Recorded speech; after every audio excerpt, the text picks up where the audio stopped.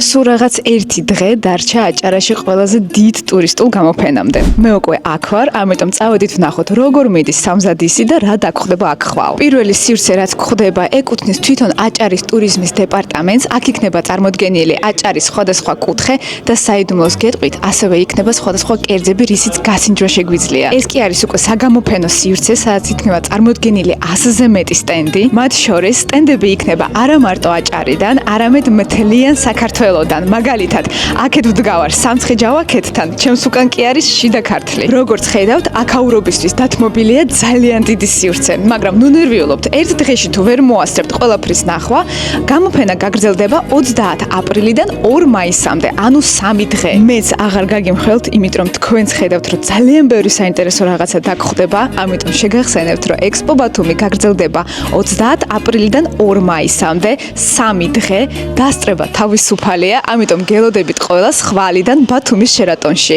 საერთაშორისო და შიდა ტურიზმს ექსპო ბათუმი აერთიანებს.